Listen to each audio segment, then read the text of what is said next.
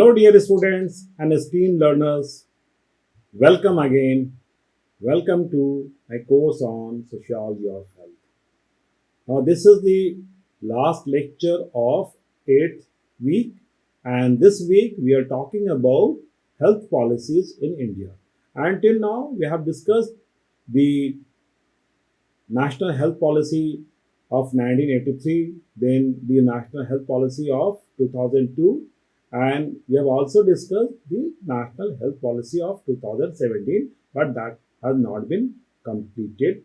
And so, in this lecture, we will try to complete the uh, remaining part of the National Health Policy 2017. So, in the previous lecture, we talked about the changed context of the National Health Policy 2017 because the policy identifies that uh, there are changed contexts, and it talks about the kind of things which have changed in between the two policies, right? And then we also discussed the goals and objectives and aims related to the National Health Policy 2017. So in this lecture, basically we'll try to understand the first and then the specific health programs which this policy is talking about, and then there are other important issues that this policy has mentioned, right?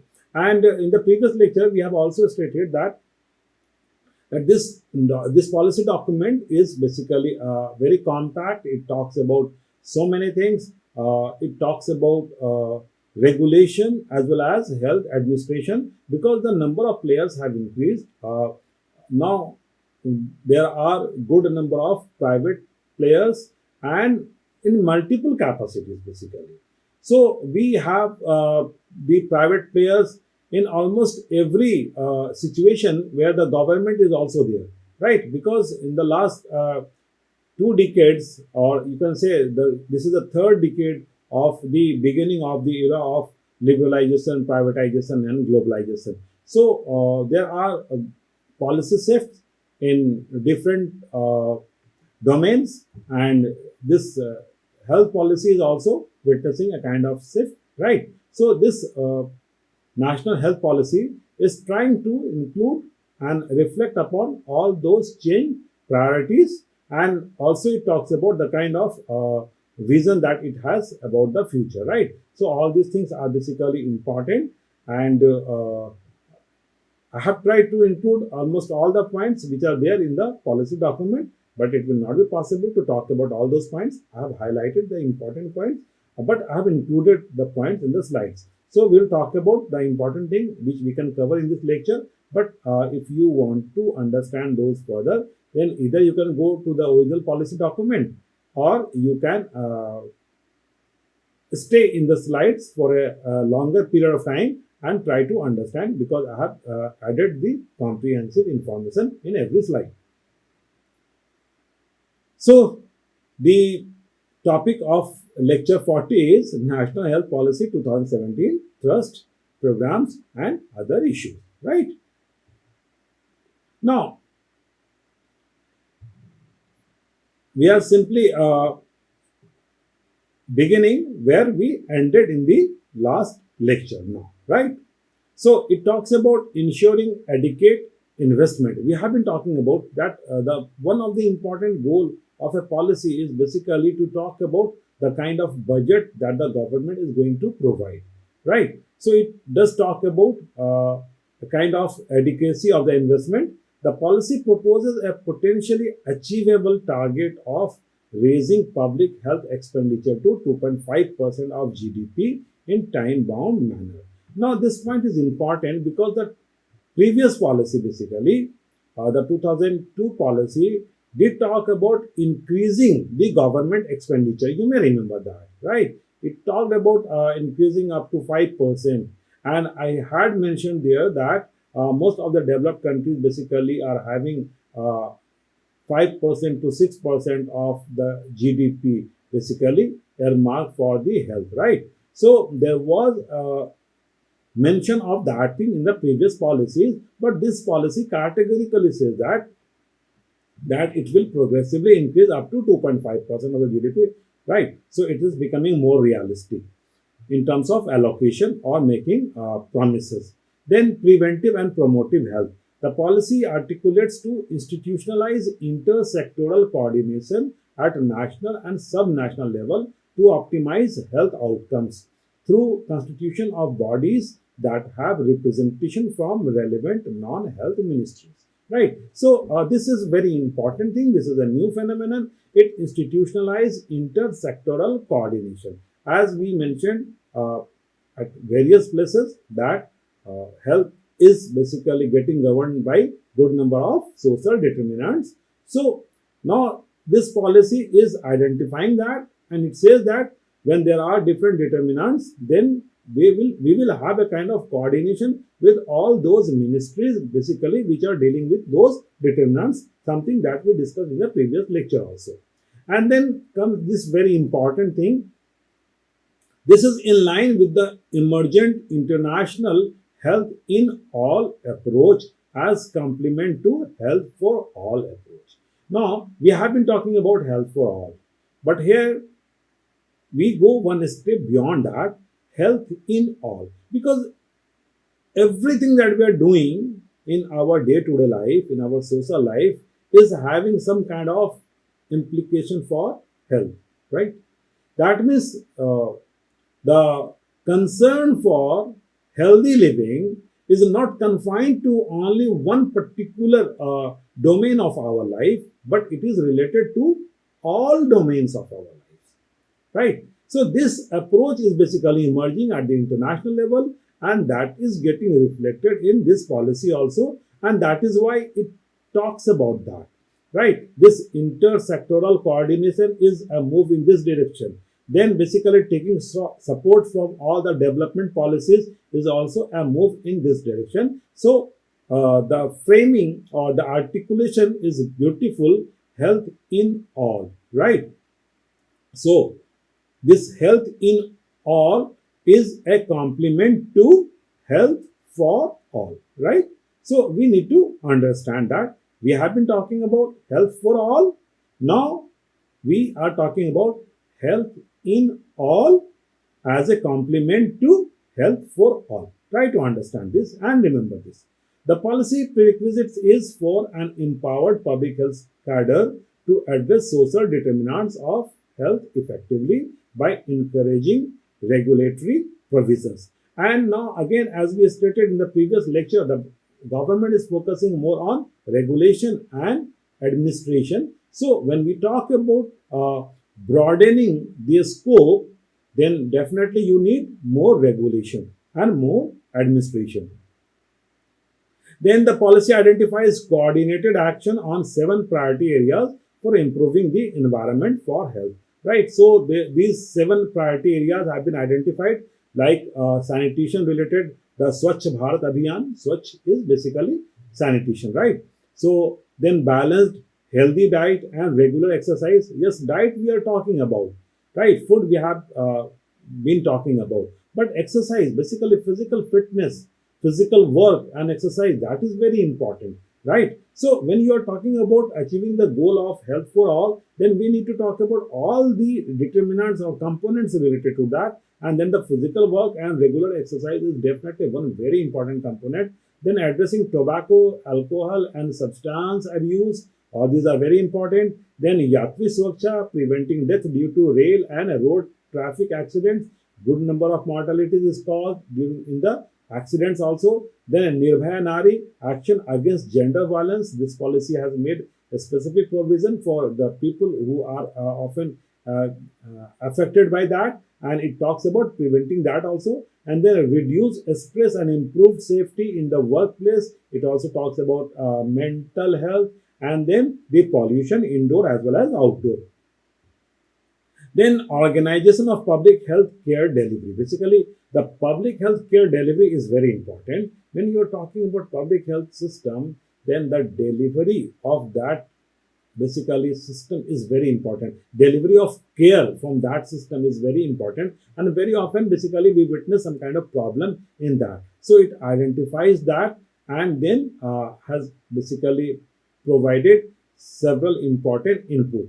However, there are 7 key policy shift, right? So when we talk about the public health care delivery, the conventional systems were having some sort of problems, right, which were often reported in the research papers. So this policy basically is saying that there are seven key policy shifts, right, in organizing healthcare services.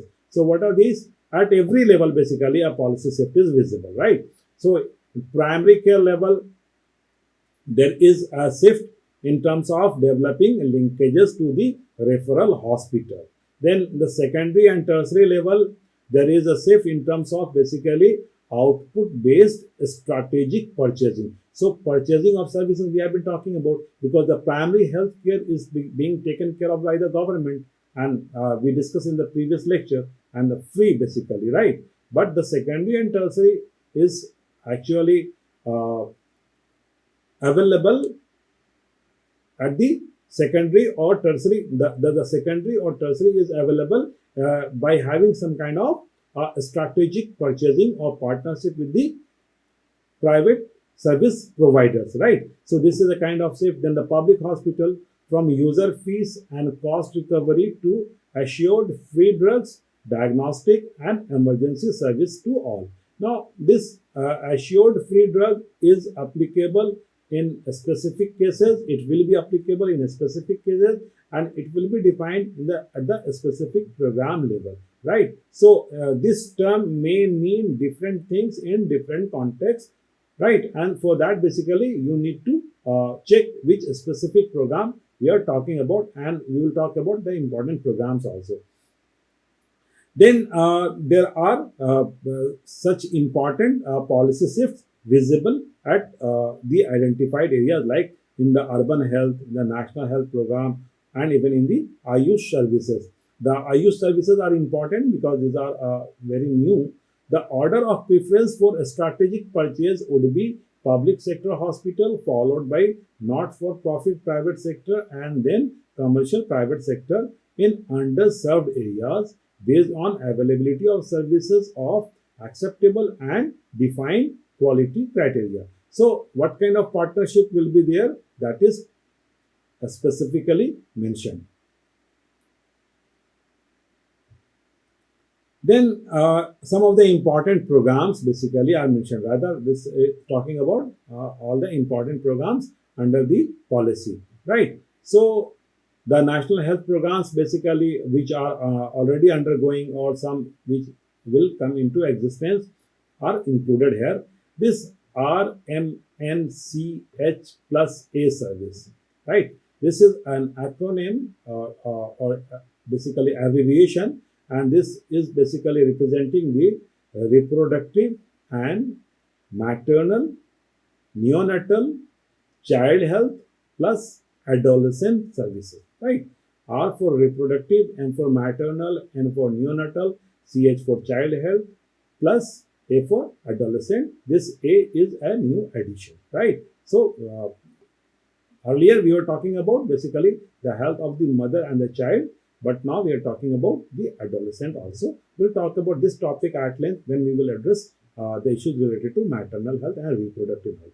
Then child and adolescent health, then intervention to address malnutrition and micronutrient deficiency, then universal immunization, then basically Mission Indradhanush is basically talking about the immunization or the vaccination, right? Then a good number of programs that we have already discussed, right, which are already actually undergoing, like the disease control programs, like the communicable disease, control of tuberculosis, control of HIV/AIDS, leprosy elimination, vector-borne disease control, etc., and then the non-communicable disease control programs, and then mental health and population stabilization. So these are the various programs which this policy is talking about. And then it talks about basically women's health and gender mainstreaming.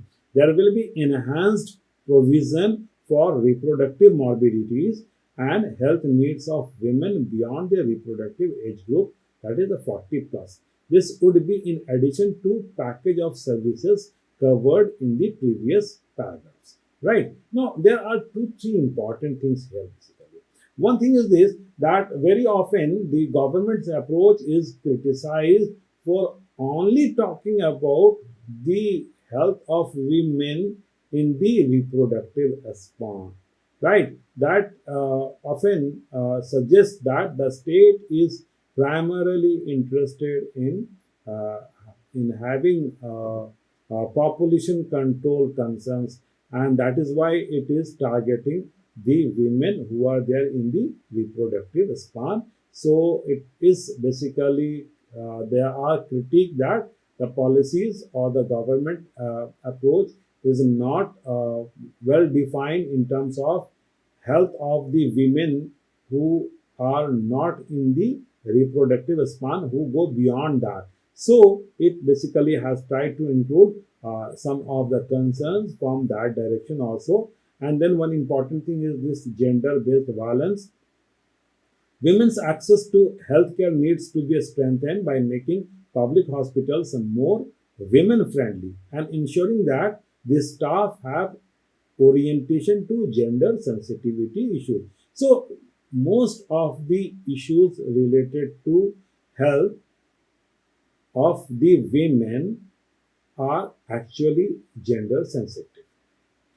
If you look at it from the perspective of the health service provider, right? That means the health staff, the healthcare staff need to be very sensitive when the staff is dealing with the problems of women, because women have their own decency and that needs to be respected in all public spaces, right? So this policy talks about basically making the services gender sensitive. And then this is going beyond this, it also talks about a very important thing which is related to basically the gender based violence.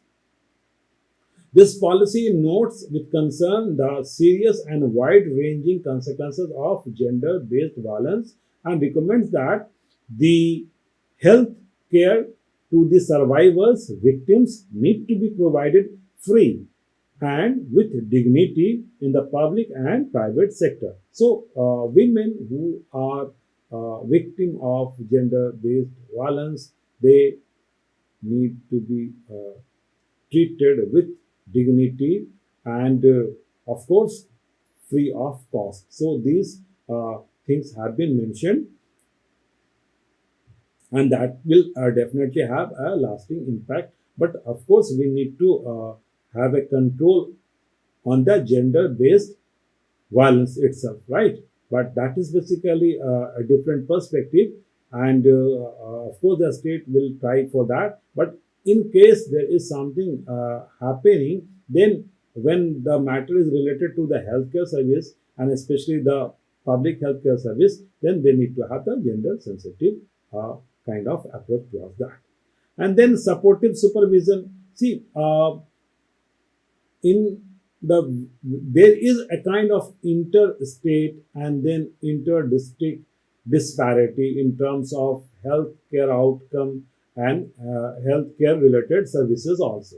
So wherever there will be a kind of disparity, then there will be kind of basically adverse impact of that, and then some kind of inadequacy or vulnerability also, right? So there is a provision of supportive supervision in all those districts which have some kind of vulnerability and some kind of inadequacy in the capacity, right? So this supportive supervision program will basically take care of the population who are basically more in need of those services in those specific contexts. Then I have included some of these points without adding the description because otherwise the slides were becoming too lengthy. So if interested, you can you can have a view on the policy document itself. But these are basically self-explanatory. For example, emergency care and disaster preparedness, right? So we all understand when and what kind of emergency basically may happen, which is related to healthcare. So in case of accidents or in case of basically certain other situation which were not intended, so emergencies happen and then there should be a good healthcare provision for that. In the previous policy, basically, we were talking about the trauma centers also in the urban spaces, right? So it's related to that. Then the mainstreaming of the potential of Ayush. We are already having a separate ministry which is handling this Ayurveda, Yoga, Unani, Siddha, and homeopathy systems of medicine. We have discussed a lot about this when we were talking about the medicines, right? So now we have some kind of mainstreaming of the Ayush services. That means their services should be taken into consideration whenever basically deployment in the public health spaces is basically taken care of. Then the tertiary care services, of course, we are talking about the primary health services and the secondary services, and so the tertiary services where the specialty and super specialty services are actually required. And as stated so many times in this lecture and previously also, that the government is basically keeping itself confined to primarily, not absolutely, primarily the primary healthcare services in terms of provider of the service, right? And so the secondary and the tertiary level cares are actually being taken, being provided by having some kind of collaboration with the private sector players or maybe the not-for-profit sector providers. Then some of the other important issues which I have included here are related to the human resources for health. Yes, when we are having huge population, then we need to have a huge human resource also. So the population is actually demanding kind of expansion in the human resources for the healthcare, and this is basically visible at the level of the policy document also. And so it categorically says that the policy recommends that the medical and paramedical education be integrated with the service delivery system so that students learn in the real environment and not just in the confines of the medical school. So basically, we are talking about the things at two levels. One, that we need to take care of the resources, the human resources within the health system. That is one thing.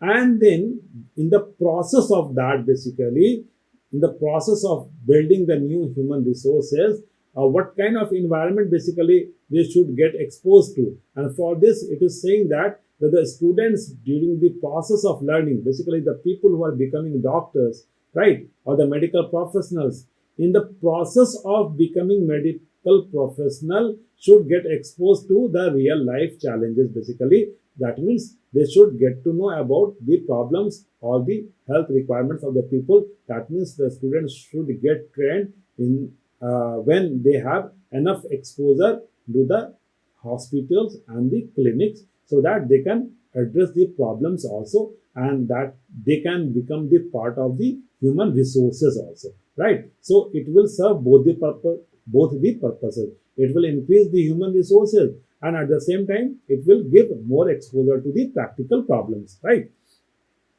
Then financing of healthcare, the policy advocates allocating major proportion up to two-thirds or more of resources to primary care, followed by the secondary and tertiary care, right? So this approach is basically continued in the previous policy also. This approach was there, that the major allocation was for the primary sector, and even in this policy, the same thing is basically followed. Then collaboration with the non-government sector and engagement with private sector. Yes, of course, we have been talking about this, that because of the increased level of required services, the government cannot provide all these services as a provider and at all levels. So, of course, there is a need of having some kind of collaboration as well as engagement with the private, whether that is for profit or not for profit. Then regulatory framework, I have been saying this time and again, that in this policy, because we are talking about multiple problems existing at multiple level, so the government is focusing more on regulation, and so there is a regulatory framework basically. The regulatory role of the Ministry of Health and Family Welfare, which includes regulation of clinical establishment, professionals and technical education, food safety, medical technology, medical products, clinical trials, research and implementation of other health related laws need urgent and concrete step towards reform. So because the job is increasing, right, the requirement has increased, so even at the level of the ministry, basically some kind of improvement, some kind of reform is required, right? Because the ministry has been regulating the thing, but at the bottom the services are increasing, the layers are increasing, the agencies are increasing, and so there is a need of having some kind of reform at the level of the ministry also. Then vaccine safety, when we are talking about basically vaccination or immunization, then everything will depend upon the safety of the vaccine. Basically the vaccines follow a kind of a cold chain, right? Because those are the vaccines are not like the medicines. The vaccines have uh, certain, you can say, organism in that, basically, because the vaccines are like they have some kind of inclusion of certain living things in them. So for that, a kind of a specific environment is required. Very often, a specific temperature is required. So whether the vaccine is maintained at that temperature or not, that is actually deciding whether the vaccine is effective or not. And so the vaccine safety aspect is basically taken care of.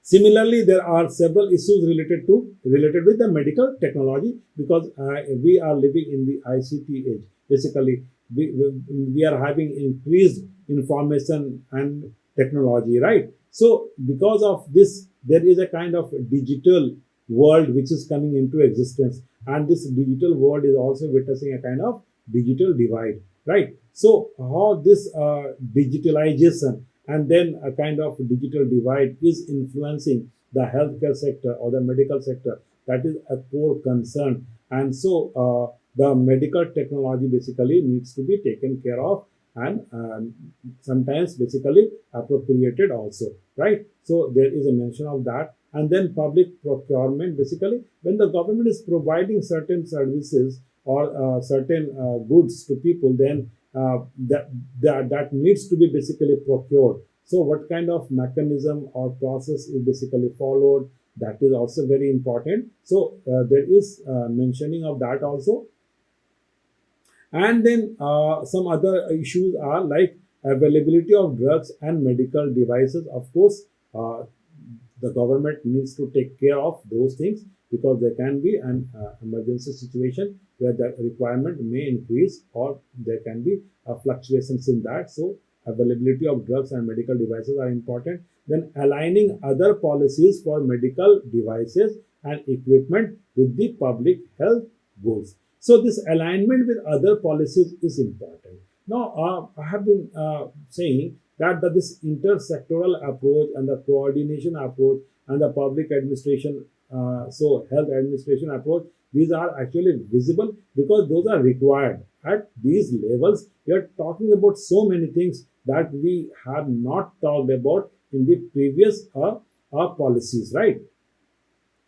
Then improving public sector capacity for manufacture, basically manufacturing is also required. Then antimicrobial resistance, health technology assistance, digital health technology ecosystem, all these are the technical requirements. You may not need to remember those things, but I had stated earlier that I have included this point because if anybody is interested in these things, then he or she can have a look on these things. But yes, if you want to understand these things at length, then you can go to the original policy document itself. Because in this lecture, I wanted to talk about some of the important things, the important basically provisions and the shifts. So that I have basically discussed, right? So there is mention of the health survey, because we are having the National Family Health Survey, then the National Sample Survey. So and the collection of information is very important. So it talks about the health survey and health research. Of course,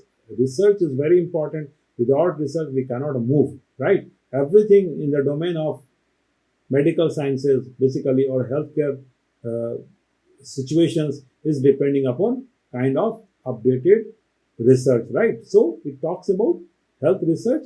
And then governance. Governance is, of course, a very important thing. With the increasing liberalization and privatization and globalization, the role of governance is also basically increasing.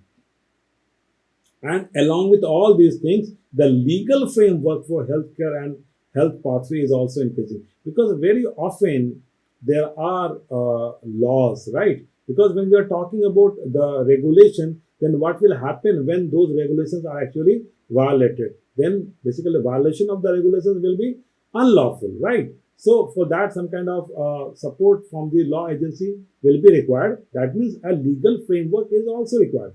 And when we basically look at the healthcare services, then there are good number of medico legal cases also. So there are medical ethics, then basically medico legal cases, and good number of regulations and administrative issues which need some kind of legal framework. So that is also envisioned here. And finally, the implementation framework and way forward. So the policy very briefly talks about the implementation framework, and this is different from the previous policies.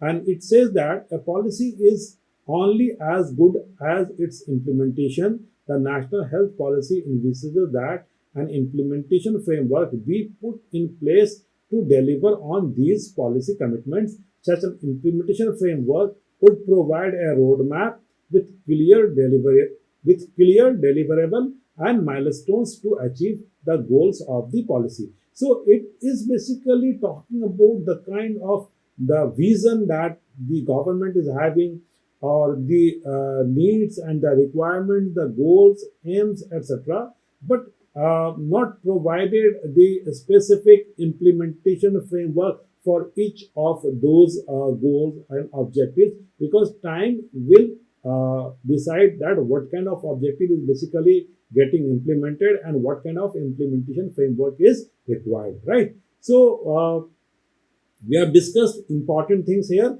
And then there are good number of health programs that we will discuss in some of the forthcoming lectures. And then when we will discuss those programs, we will get to know that all those programs are having their own specific implementation framework, right? Because the target group is varying. Actually, you cannot have a one implementation framework for all target groups or for all objectives of the policy. Every program needs a different kind of implementation framework. So it will not be possible basically to talk about all the implementation framework in the policy document itself. And so we will talk about those things when we will have a discussion on the specific health program. So this way we have covered this lecture. We have completed this lecture, and the larger theme for this week, which was related to health policies in India, right? So